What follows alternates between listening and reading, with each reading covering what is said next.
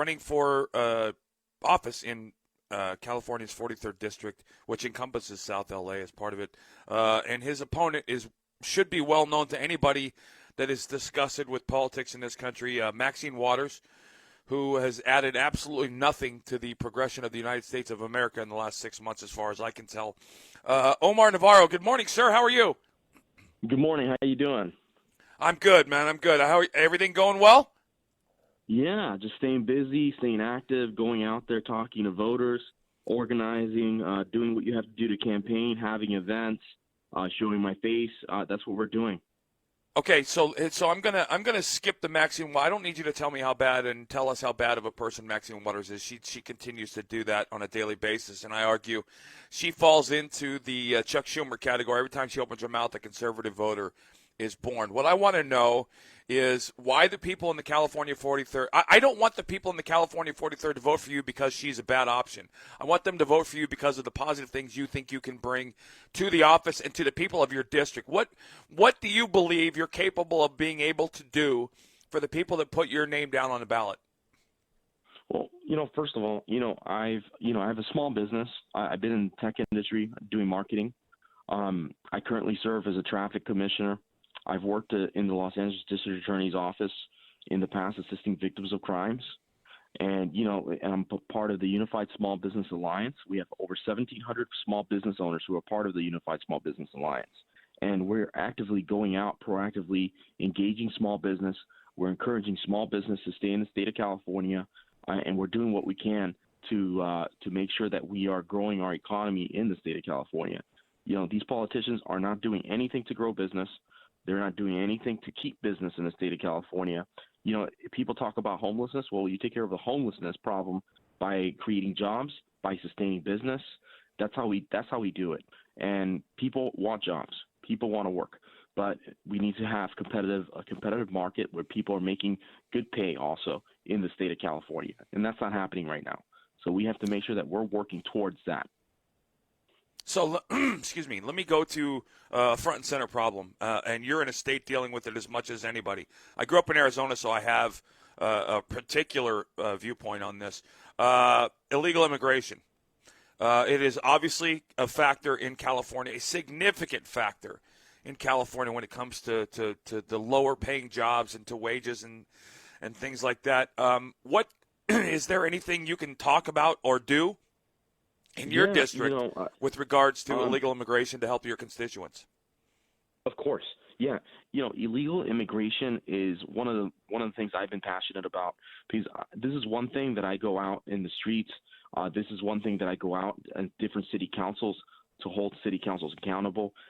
I don't agree we need to make sure that we're enforcing our legal immigration policies in our country. Mm-hmm. We have to stop handing things to people who break the law, who don't respect the law. There's a lot of immigrants who come here, and all these immigrants are bundled up together, and they're treated as if everybody violated the law. Well, there are a lot of people who went through a process, who waited years to come, who respected the law, who was tired. They are tired of being bundled up. They are tired of being put together. They say enough's enough. They came here to respecting the law, not disrespecting it. They want to grow our communities. They want to be part of the American economy. They don't want Tijuana here in the state of California, because you see communities which are broken that look like Tijuana, and enough's enough. We got to stop doing that. We got to start taking care of our own. And but your father's Cuban, correct? I plan on doing that. What was that? Your father's Cuban, if I'm not mistaken. Yes. My mother was from the northern part of Mexico. My father is from Havana, Cuba. And, okay. Right. That's my family comes from a different country. Right. But my point is this. You're talking about, and which is a very important point that only Republicans appear to be talking about, the difference between legal and illegal immigrants. There is a price to pay to come to this country. First of all, living here is not a right. Okay, and It's it's a not. privilege. And I look at what you just said as your mother and father, and I'm using my fingers as air quotes. I don't mean to demean it. They paid the price. There is a process and a law, a set of laws to go through to become a citizen of this country. And I always argue that it's very much like raising a teenage kid and giving them something for nothing. When you don't allow them to work for the things that they get or achieve for the things that they want, there's a lot less value placed on the things that they have. And I look at this very much the same way, in the sense that citizens that learn the language, citizens that learn the laws, citizens that assimilate to this country end up finding some of the most ardent Trump supporters were immigrants. During the election, you saw Mexican Americans, you saw Cuban immigrants talking about the fact they worked their butts off to become citizens, and they hold value. There's value to that. And there's a sense of pride that they want to earn their keep and earn their way that I don't think it's that grouping thing you just talked about. Those are not the illegal immigrants we're talking about. Those are the people that have worked, like you and your family, to make something and to get involved and make a difference here. We're talking about the people that are absolutely destroying our healthcare system and our welfare system, and gladly doing it without trying to go get a job, and that's what kills us. Yeah, and the beautiful part that when you respect the law, like my family, my father worked his whole life for Northrop Grumman in the aerospace industry. My mom has been in business in the real estate industry for many years. And, they came here wanting to achieve the American dream, but they came here respecting the law of the country. And if you came here respecting the law of the country, there's no limit to what you can do to succeed. But you have to respect the law. And that's the difference between being here illegally and committing a crime and doing it the right way. I had someone who's actually helping me out with my campaign right now, a volunteer. She told me that she used to work for the Democratic Party, and her father finally he was here many years for being here illegally, that he finally turned himself in and he went back to Mexico. And when he went back to Mexico, he said that he wanted to go back because he wanted to set an example to her, and he wanted to make sure that he was doing things right when he came back to the United States. When That's she would awesome. say this, if she was proud of her father for doing that, for going back, for setting an example, the Democratic Party would tell her not to talk about it, not to be proud about it. And she was like, why? Why can't I be proud of my father? Why can't I be proud Right. of what he did? Why can't I be proud of him? And then she automatically was turned off by their message. And this is a message from so many people. This Yep. is very common. It's more common than anything. People need to know that. Right. All right. So here's another thing that I want my listeners and the guys on Periscope and gals on Periscope to understand. We've watched a lot of the spineless, feckless Washington politicians leave D.C., go home to their districts, and refuse to stand up in front of their constituents and face the fire. You, however, you put your ass on the line. You went out in front of protesters at the Breitbart headquarters and in a counter-protest, and addressed them and talked with them. Talk about what that was like in the interaction and the things that you heard and how you felt about it afterwards. Oh yeah, I mean that was first of all, I enjoyed that, and I enjoyed engaging people and talking to people. Sometimes you get people that yell at you, and Yep. you're never going to solve anything when someone's yelling at you. I mean, it's not going to happen. But I go there for the 2% of the people that might agree with me, that might talk to me, might engage with me, that might have some dialogue. That's what I do. And when I go out there and I talk to people, the last time I talked to someone, they were there. They respected Breitbart and what they were doing. They have the free speech to publish whatever they wanted. And people take it so personal. I mean, they are so militant with their ideas. I mean, they try to shut down. Like when I go out there, I see some of the Trump supporters, anybody that supports Breitbart. I mean, they try to shut you down. They really try to shut down your freedom Well, of speech. that's what fascism I is. just went to Berkeley. That Yes, that's the fascism. textbook definition of fascism. So I I didn't just mean to went to interrupt you, Berkeley recently, and go I ahead. saw this very thing. I just came back last night I got back at 1 a.m.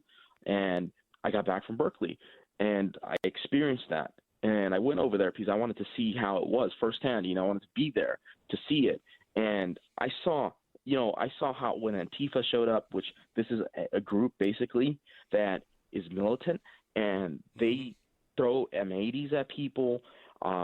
They throw M80s in glass bottles. I mean, Mm-hmm. they get super violent. They hit people with bricks. This is what's happening here in California. This is disgusting. We have to protect our freedom of speech. This is enough. Well, that is Antifa is the epitome of the Democratic class and liberals in that, and I've said for the last year, liberals and Democrats are everything they accuse of everybody else of being. Antifa is a group of people. They're supposed to be anti-fascist, but they're practicing fascist activities. Fascism is about oppressing speech you don't agree with or don't like, and that's exactly what these Agreed. people are doing. And now let me ask you something, and I'm all about honesty and being realistic. What are people telling you about the numbers? How does it look? Do you have a chance to beat her? I know the obvious answer, but I want to hear from you really what you think about the outcome. Yeah, the amazing part that from last time to now, we went out, we talked to people, we engaged people, but I didn't raise a sufficient amount of money the last time around. I raised $6,000. She spent $650,000. I still got near 30% of the vote, of the vote, which is amazing. But this time we are in numbers. Our volunteer base is grown substantially. Our events are big. We just recently had a rally. We had about 70 people that came to the rally. That was amazing. We garnished amount of volunteers through that rally. I've committed, already pledged $100,000 to the campaign in the past 2 months since I've announced that I was running, and that's amazing. I mean, when you get a message out there and you actually put yourself out there and you talk to people and you tell people, hey, this is what I'm doing. I'm going out. I'm doing something. But I set an example. I do live videos and I show people that I'm doing something, because I don't want people to think like, hey, this guy's just talking, but he's not doing anything. You can't be a lot of my viewers can't be more the know same. what I'm doing. Yeah, you can't be more the same. You're a hypocrite.